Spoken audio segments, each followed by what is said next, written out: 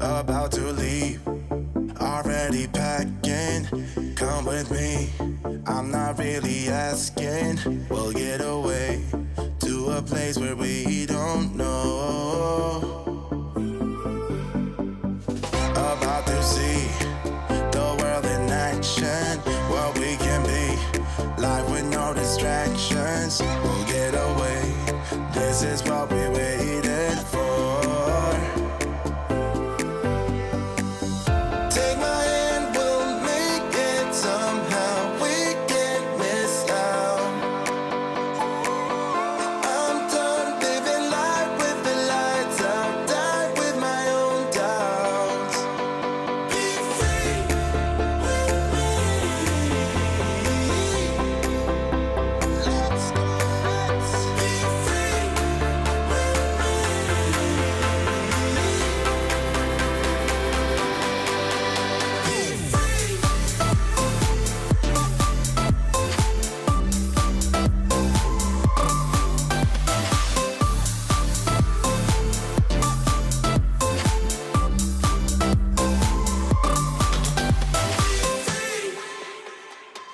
Not looking back, eyes on the freeway, Bonnie and Clyde, a classic cliche. We're on the run, this is what we waited for.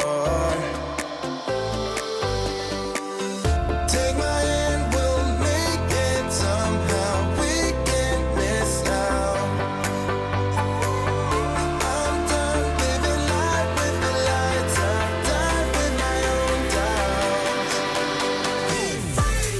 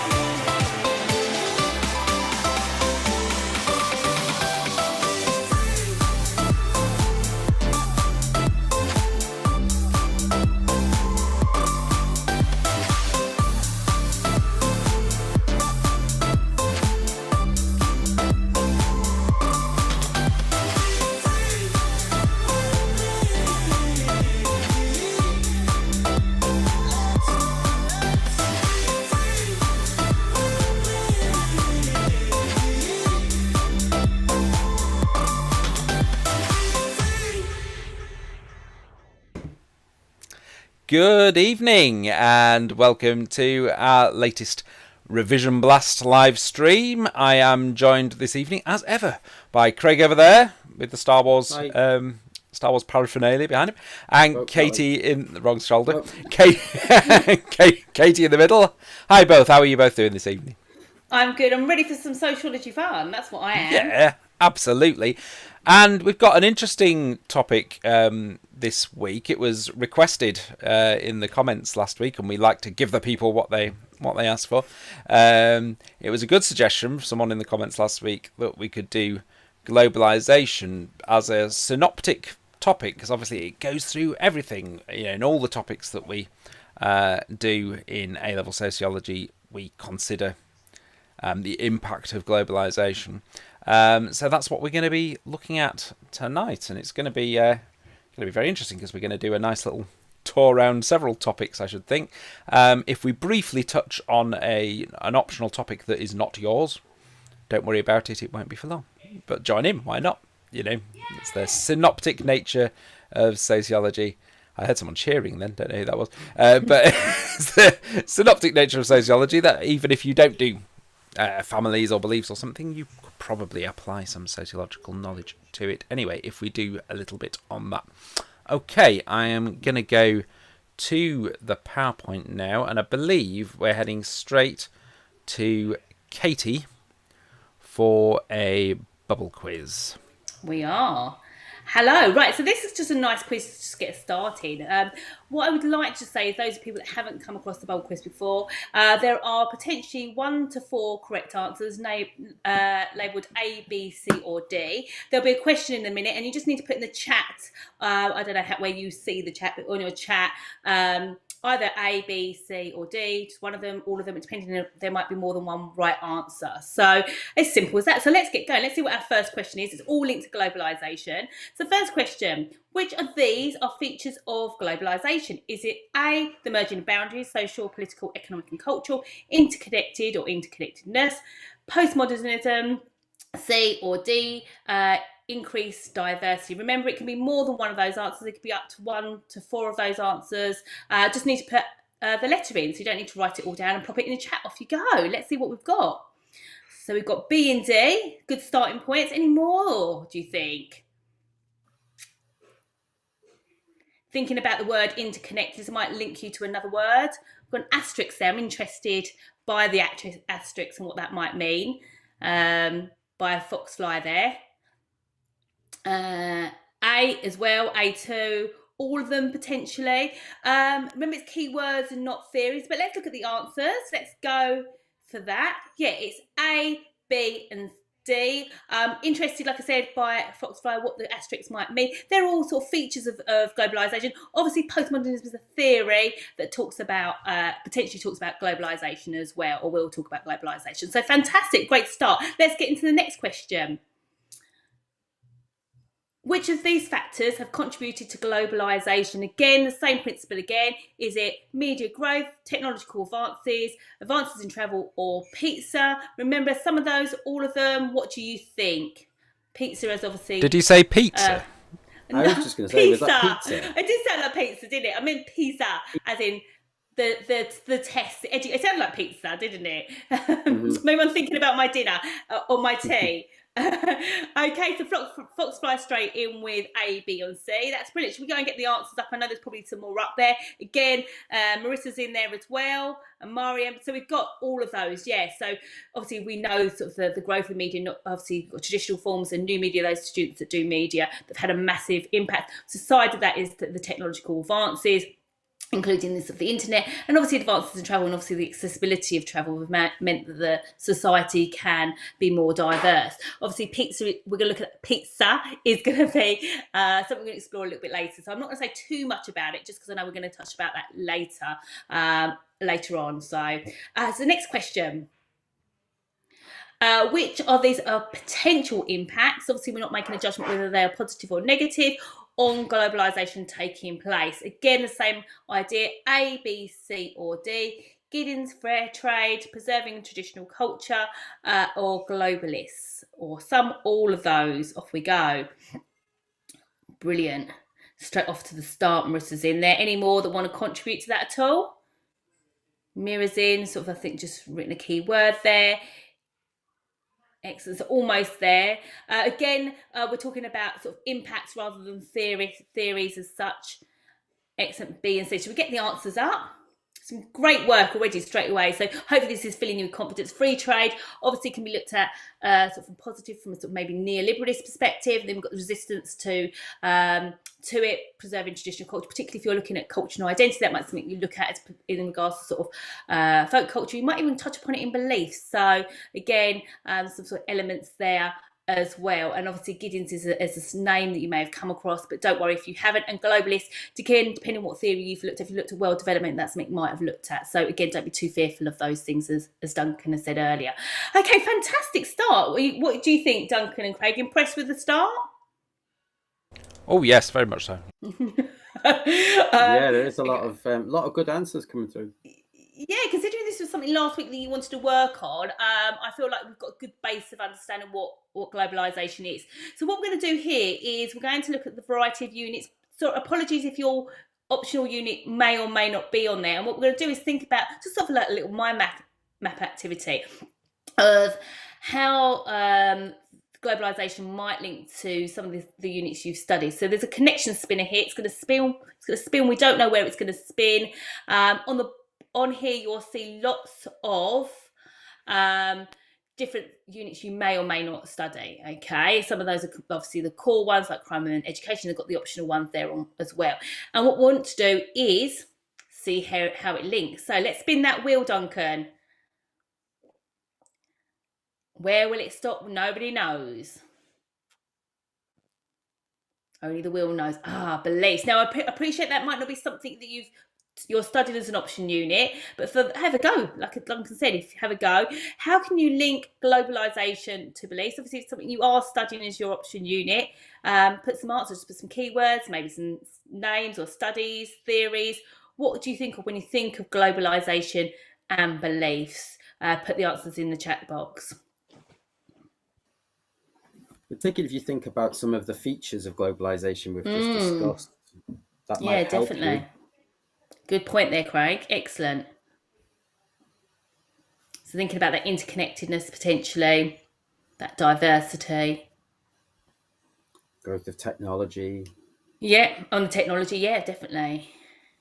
Yeah, so the global village. How can that maybe have an impact on beliefs? Maybe expanding that a little bit. Decline of traditional religion. So yeah, maybe more of a pick and mix of religion potentially there.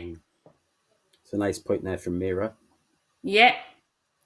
Oh yeah, I didn't see that. So funders, yeah, return to traditional faith, a form of resistance to westernisation and globalisation. Yeah, fantastic, great explanation there. Yeah, the interconnected society has led to maybe potentially secularisation, and obviously that's something you might unpack a little bit more in the exam. Religion online and online religion, yeah. Very good. Oh yeah, brilliant. Yeah, just seeing that sort of televangelistics, and obviously we've got I was thinking of online as well. I was thinking of what's his name? Oh my goodness. Oh my gosh, married to Kim Kardashian. I'm really not up with my Kanye, but is he called Ye? Yeah. Oh, well done, Duncan. Because normally your reference points are normally in 1970s, 80s. Spiritual shock. Got lots here. So you obviously clearly covered lots. So you talked about a lot more than I have. Some of the answers that I've come up with are shared values. Obviously, I think sort of the positive of that could be that you're sharing those values across countries because of that interconnectedness. You've got the fundamentalism, which I think has been spoken about already. You've got religious defence, obviously expansion of that. Global communication. You've obviously got the online. You've got everything. You've got it. If this kind of question came up, you'd be absolutely fine. Got lots there to write about. Obviously, you can evaluate that and the extent of that as well with obviously the arguments against the impact of globalisation, which some of you have spoken about. Okay, and the next one, where's that wheel going to stop? Spin that wheel, Duncan.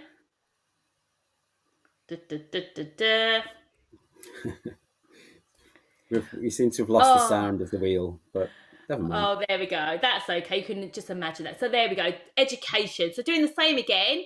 A little clue from the bubble that I didn't want to speak too much about. I know it's coming. We're going to look at that in a little bit more detail later. How can you make links to education and globalisation? There's quite a lot of different links. So your hint about pizza and sort of how pizza being served as school dinners is evidence of globalisation. No, pizza. Pizza. Okay, yeah. So global links. Thank you, Hannah, for clarifying that. Yeah, global examinations, sort of the sort of assessments of schools and how well they're doing. You've obviously got the increase of the baccalaureate, and you've obviously got across schools. You've got marketisation of education. Schools becoming like business, privatisation coming in from America as a sort of an idea and expansion. That might be the sort of testing idea. You've got obviously the pizza as well. Yeah, brilliant. Globalisation of jobs, potentially an identity crisis, that and how schools have had to respond to the job market. Excellent. Oh yeah, ethnocentric curriculum. TNCs, like to see a bit more expansion of that and how that's impacted on the education system. So lots of they've got free schools. Potentially copying examples from Sweden. Got the global fantastic stuff, and again how we're responding to that. So some fantastic ideas there, much more than that I've put. Again, really great that you're sort of expanding around these ideas. Go for it. Someone's going to say something there.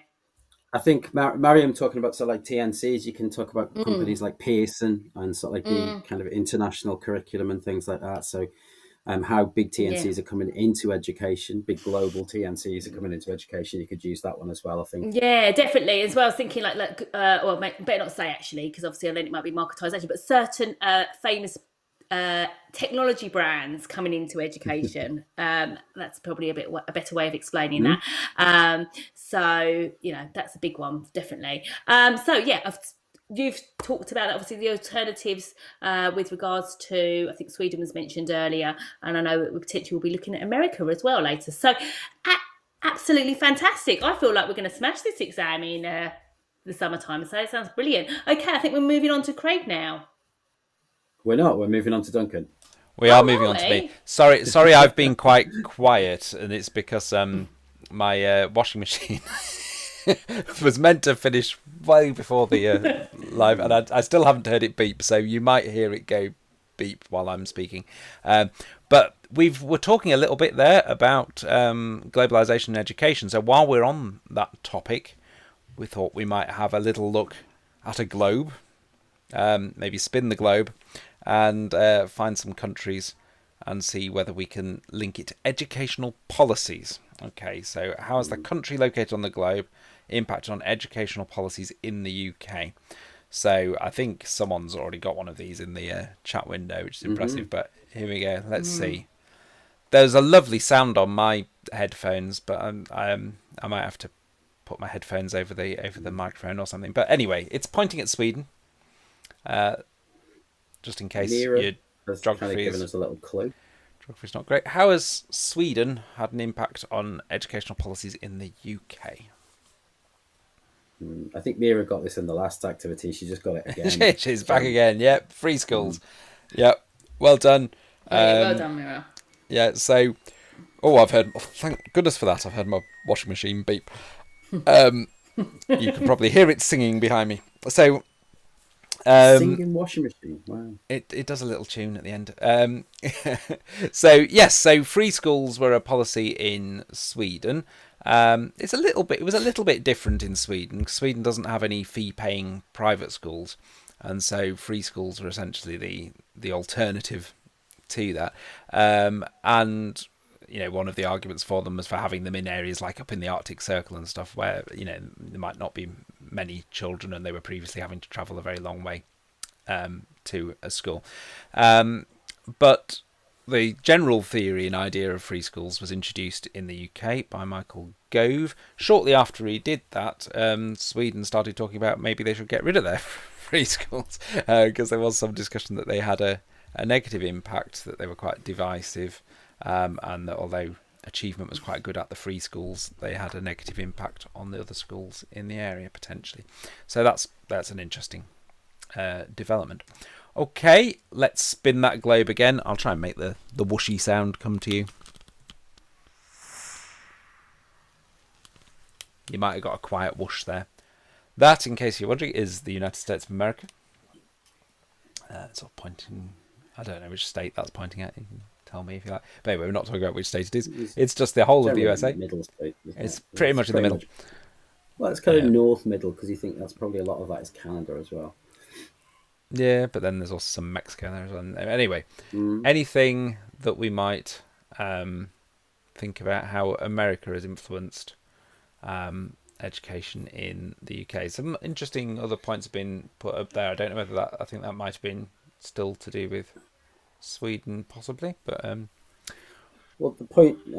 The second point could be about the USA as well, actually. But yeah. Curriculum controlled by the local government. That's certainly a feature of what we're going for here, actually. Compulsory subjects. There have always been compulsory subjects in the UK, as far as I know, or certainly back a long time. Pearson has some connections in the USA as well as in the UK. But in terms of impacting policy, education policy, so things that the government have introduced. I think I alluded to it earlier. So if you were did. sort of, yeah. It might not. It's a good thing to know if you haven't come across this before. Academies were based on a system in the US called the charter school system. Yep. So that was kind of the origins of academies, which does link to marketisation, Neve, and also I think it's fair to say that marketisation policies were happening in the US at around the same time as the UK, but some of them might have happened in the US first. Some of the research on marketisation is American research that you know. Anything either of you two want to add about the around the world and education before we move on to the next activity? No, that's we're happy. Really good. Yeah. Okay, fab stuff. Then we're on to Craig and a 60-second challenge. Thank you, Duncan. Yeah, as we've seen in the first couple of activities from Katie, we were talking about some of the features of globalization. So in this activity, what we're going to do is we're going to look at some of the features of globalization and see how these have impacted on different types of crime. Okay, so if we just show the different features that we've highlighted. So improvements in technology, increased consumption, the growth of transnational corporations, globalized financing, and increased migration. These are some of the things that have changed the types and volume of crime that are committed globally. So what I would like you to do is to match up the feature of globalization on the left-hand side, A, B, C, D, or E, with a type of crime. So, for example, how have improvements in technology influenced a certain type of crime? Okay, so you have 60 seconds. Unfortunately, the sound might not be on, but you'll see the clock ticking around. What I would like to do in the chat window is just place down A and a number, B and a number, C and a number, D and a number, E and a number. Some people have already got it. Let's go. Fantastic. So Neve's gone with B2, Lola's gone with B2 as well. So increased consumption and how that might lead to corporate crime. It certainly could. Oh, we've got some music. Okay, Hannah's going E5, increased migration leading to trafficking. Mariam's going A4, improvements in technology and cybercrime. And Earthath has gone with A4, B2, C3, D1 and E5, which is a good shout. Neve's gone with E5, Lola's gone with E5, A4, B3, D1, D2, E5. Wow. There's some really good responses coming through.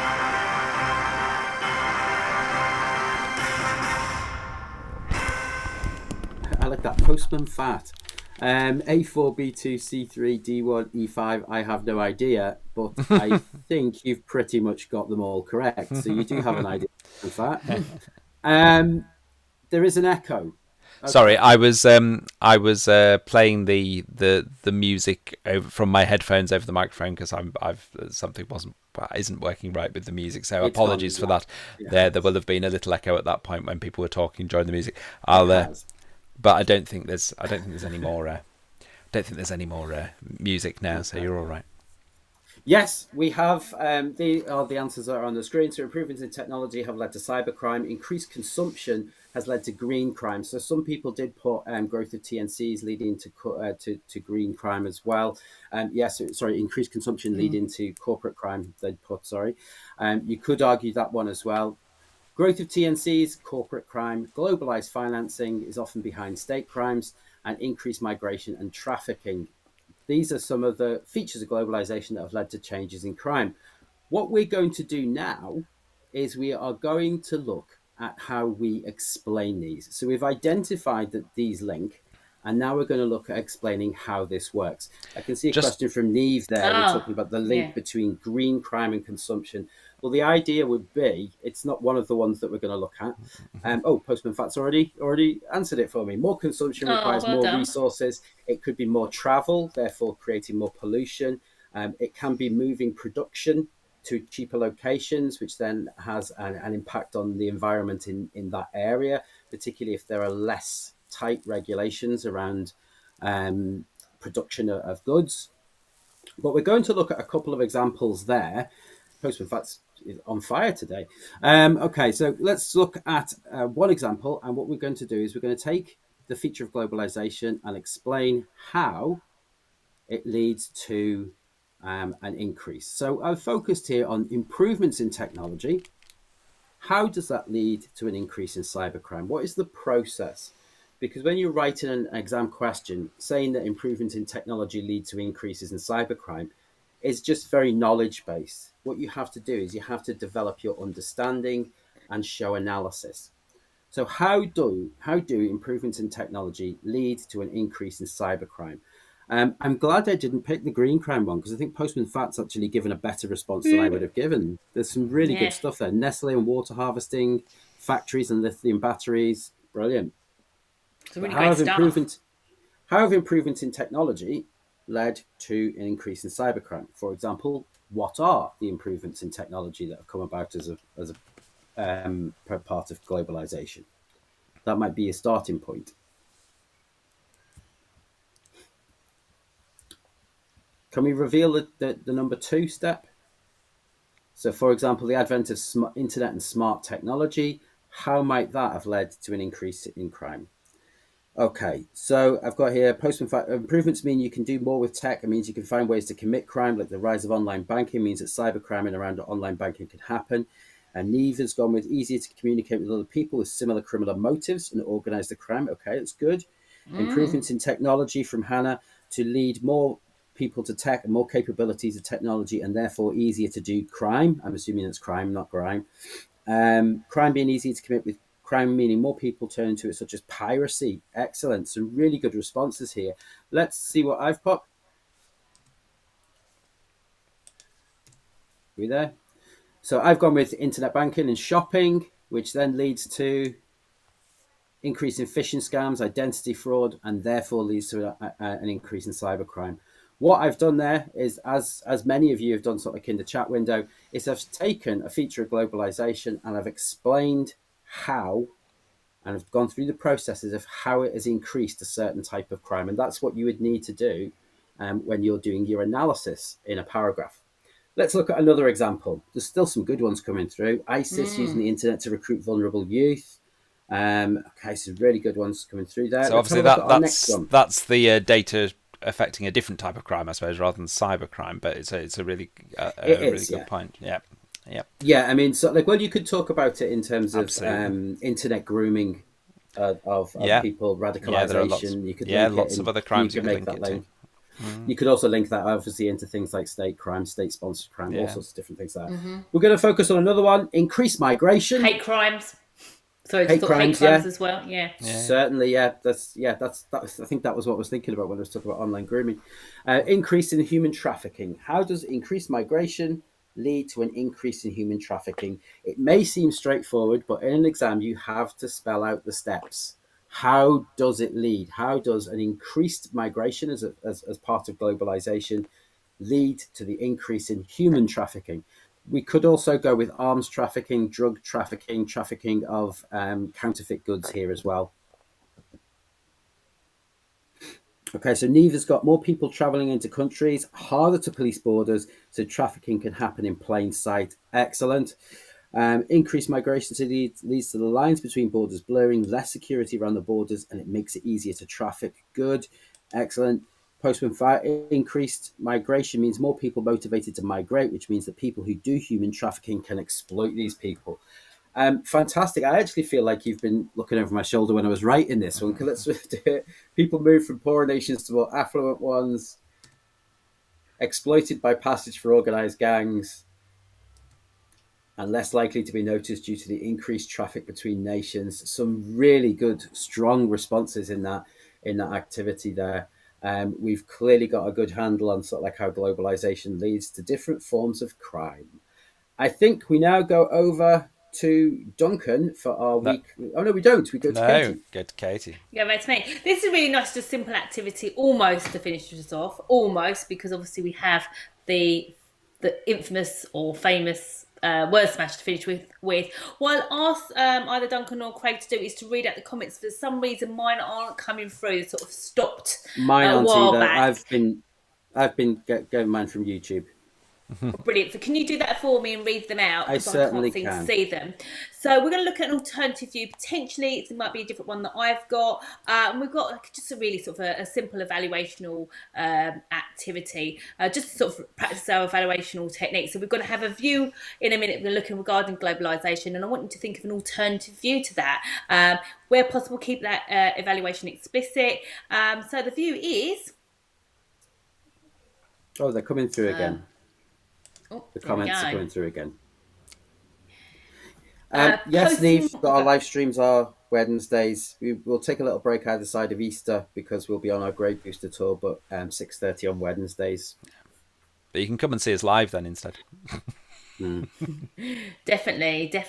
So, postmodernists would argue that society is experiencing globalization. What are the alternative views to that? Is it? I feel like we could do a sort of metaphorical human bar graph about your views on this. Just to mention, we are now seeing the comments through on our screen as well as on YouTube. Yeah.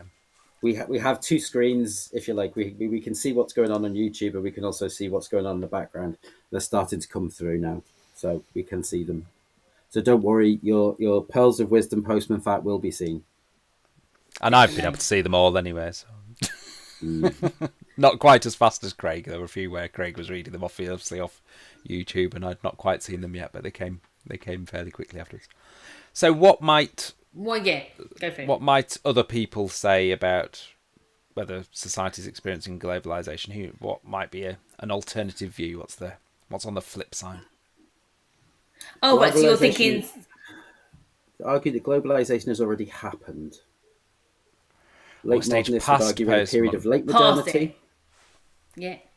Or it might be in late modernity, or still in modernity, potentially. So some great stuff here. Goodness me. You guys saying that you want to revise it. I don't see how that's true. We'll talk about that sort of debate around sort of, that postmodernist argument. Are we in postmodernity? Are we in modernity? Are we in late modernity? So fantastic stuff there. Any other sort of alternative views that you might have in regards to whether we are experiencing globalization or not? What might be another couple of, these are fine, these are absolutely brilliant answers.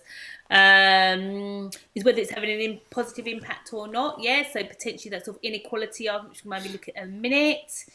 I think some of you spoke about it in regards to beliefs. I think there was a couple of arguments that you potentially could sort of make that link to the experience in globalization. Maybe if we were looking at the same thing, I think often when we do this flip side thing, it's like people looking at the same phenomenon, the same thing, but they have a different view of it. So if you think about I think Neve's got there. Yeah, well done. And I wondered what was happening there. Yeah, sorry, I just saw it come through.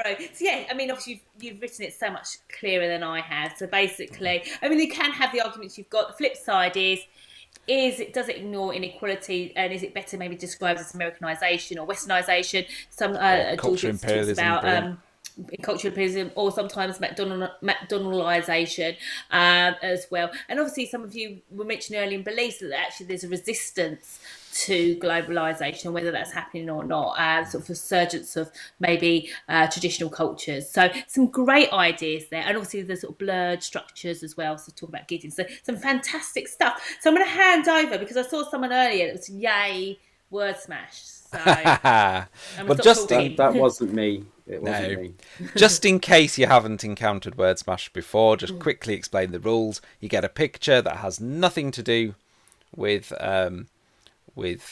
sociology at all, and you have a clue or a question that relates to sociology. Obviously this one doesn't, and you smash the two things together. So in this case it's clearly an elephant. The clue is asking about Antarctica, so it becomes Elephantarctica. You smash the two words together, so the end of the first one is the start of the second one. Okay, so our first one here, we've got a picture of a bright and colourful bird. We've got a Scandinavian country that's consistently in the top 10 of the PISA rankings. What have we got? I actually haven't seen this because I didn't get to because I was at work, and I'm thinking I don't know the name of the bird. So. I don't. Is that bad? Is this like? I think it's a pretty famous bird. But then I'm trying to think of the link to the country. Bird Sweden. We've got. Interestingly, even though we've borrowed some policies from Sweden, Sweden used to very much be very high up in the in the national things, but it's tending to be lower now. So Neve might be getting closer to the idea of which bird it is, but is going for the wrong. I didn't know the bird. Elmira's got there, Puffinland, which sounds like a really sort of rubbish theme park, doesn't it? Should we go to on the weekend? Let's go to Puffinland.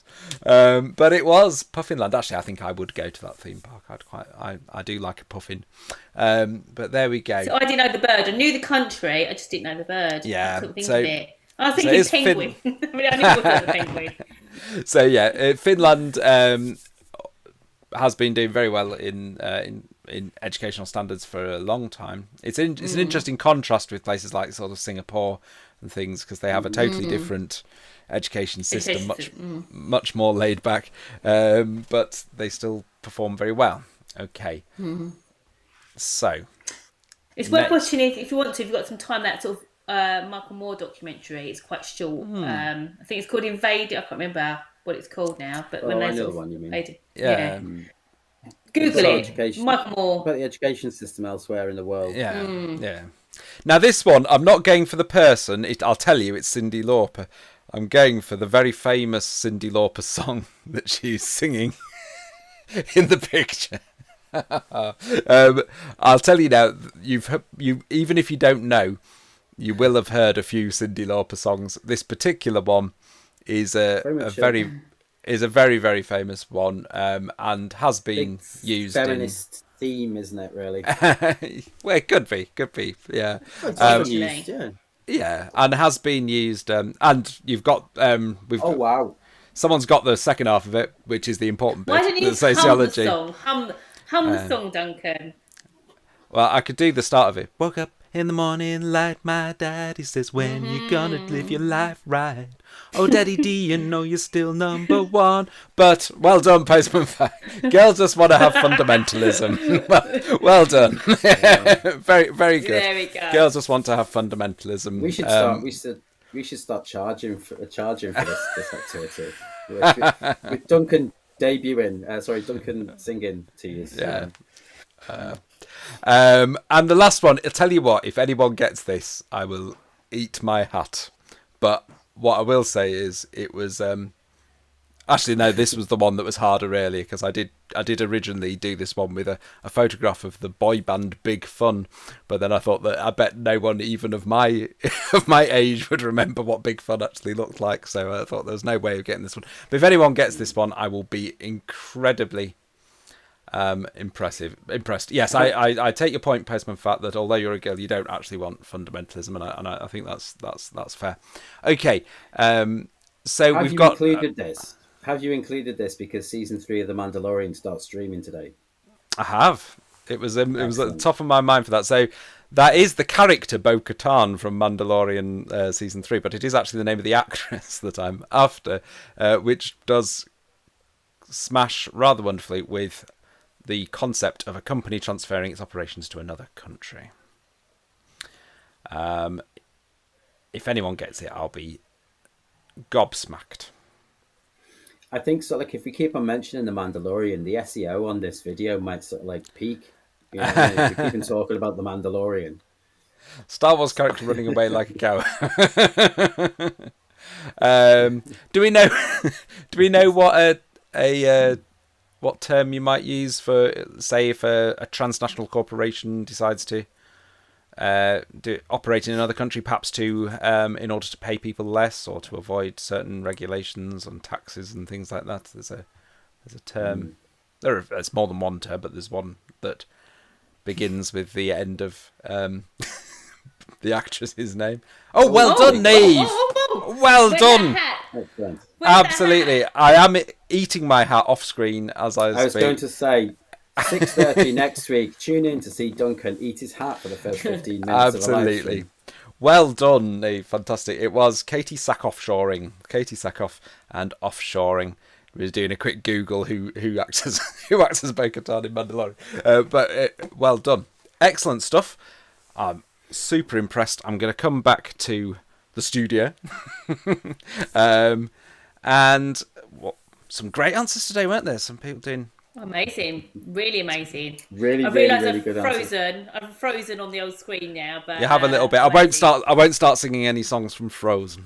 I've had enough of my singing for one evening. Okay, thanks very much, guys. What should we do next week? Should we let people request again? Idea?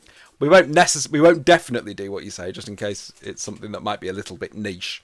But if it's something that has 30 minutes of word smash. No, I'm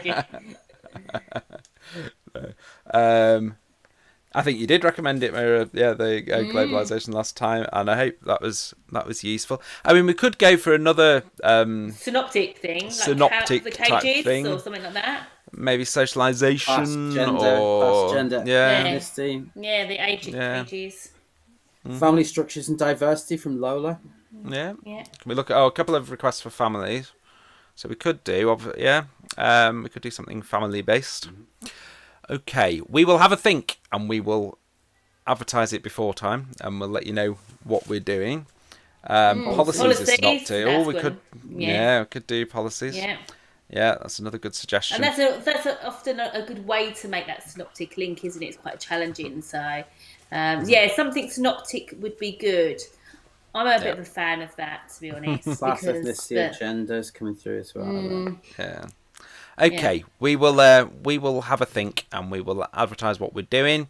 And yes, someone asked earlier, we'll same time, same place, next Wednesday. Thank you very much for joining me, guys. Thank you very much for joining us, all of you. And we'll see you soon. Bye. Perfect. Bye.